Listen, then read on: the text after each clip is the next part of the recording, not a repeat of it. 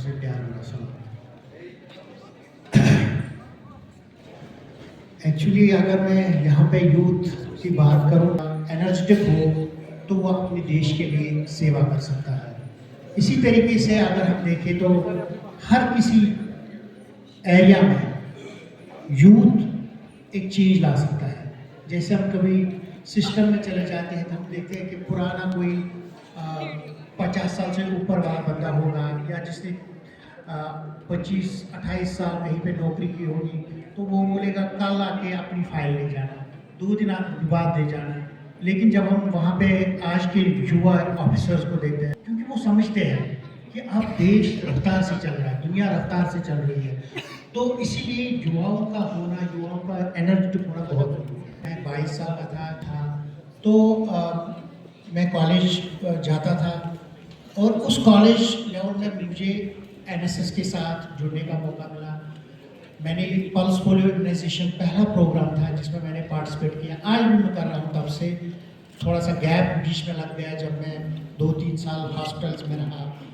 तो उसके बाद नेशनल हेल्थ प्रोग्राम एक स्कूल्स का आया जहाँ पे बच्चों को देखें कि उनका हेल्थ कैसा है, अपार्ट फ्रॉम द वो एजुकेशन हासिल कर रहे हैं तो उनका हेल्थ केयर कैसा चल रहा है। तो उनके लिए वहाँ पे थोड़े से आई टेस्टिंग होते थे, दांतों का मर्ज देखते थे, या उनकी जो बाकी अलाइड प्रॉब्लम्स होती है, एनीमिया होता था स्कूली बच्चों में, तो उसमें भी मैंने शिरकत की। तो उसी दौरान 1997 में मुझे गोली लगी और मैं एक बेड पे आया और डॉक्टर्स ने ये बताया कि आप नहीं चल पाओगे। एज ए यूथ मुझे उस वक्त एनर्जी बहुत थी, मैं भी चाहता था कि मैं बहुत कुछ करूँ, लेकिन मुझे लगा शायद मैं कुछ नहीं करूँगा।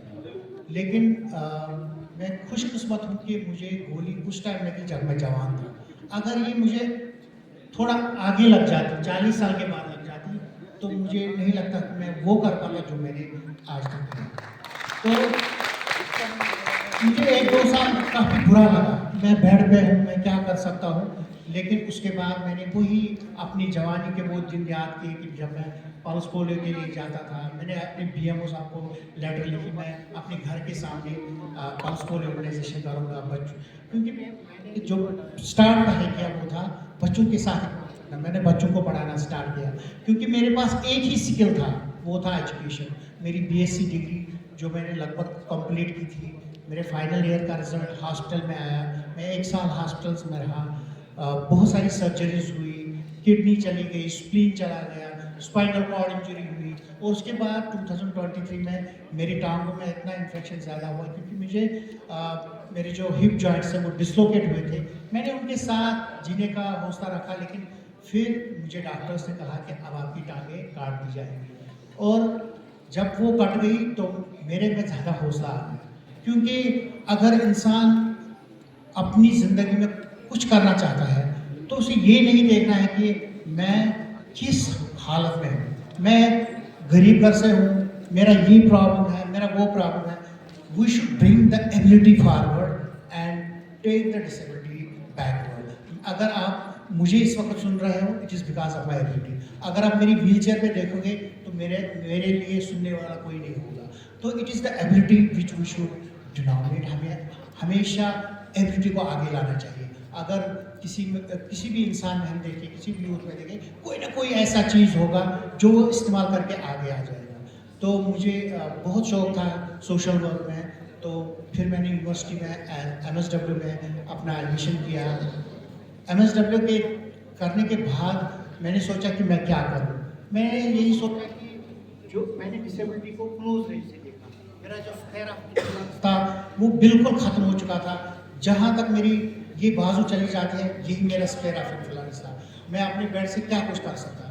लेकिन मैंने एक डिसेबल बच्चों का स्कूल खोला और आज उस स्कूल में लगभग 300 बच्चे पढ़ रहे हैं।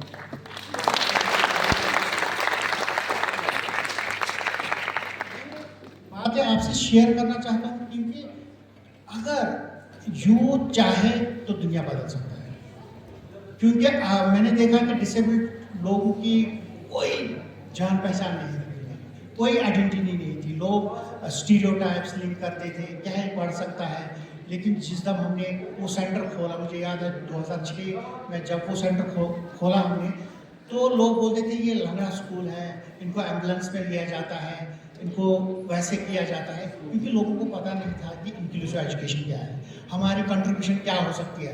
अगर हम 100% टोटल लिटरेसी की बात करते हैं, अगर हम सर्व शिक्षा अभियान की बात करते हैं, जब तक हमारा एक एक बच्चा, डिसेबल्ड बच्चा नहीं पढ़ेगा, तब तक हमारा वो लिटरेसी काम पूरा नहीं होगा।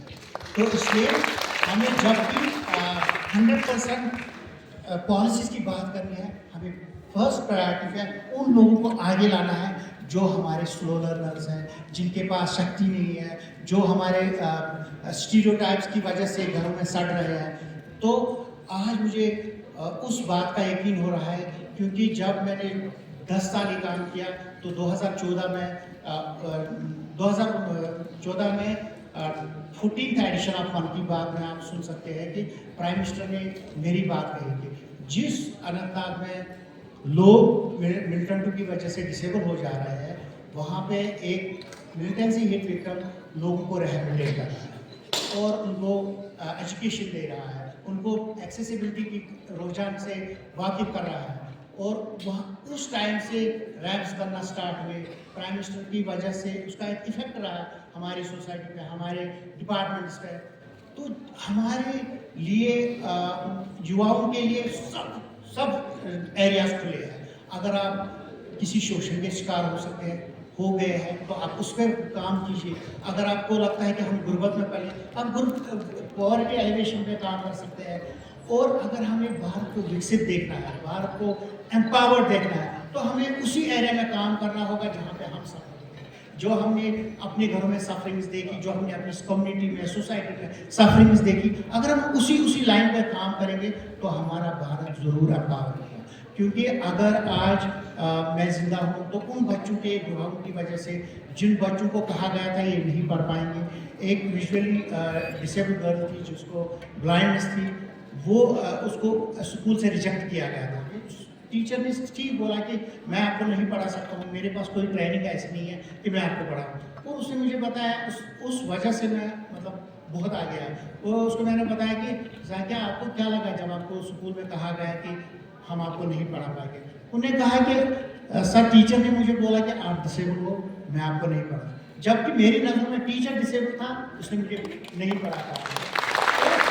हमें अपनी डिसेबिलिटीज़ को पहले देखना चाहिए, इससे पहले कि हम किसी को बोले कि आप नहीं कर सकते हैं। जैसे अभी दिव्यानी मैम आई और उन्होंने कहा कि अगर हम लैब पे नहीं जा सकते हैं तो लैब पे यहाँ आ सकते हैं।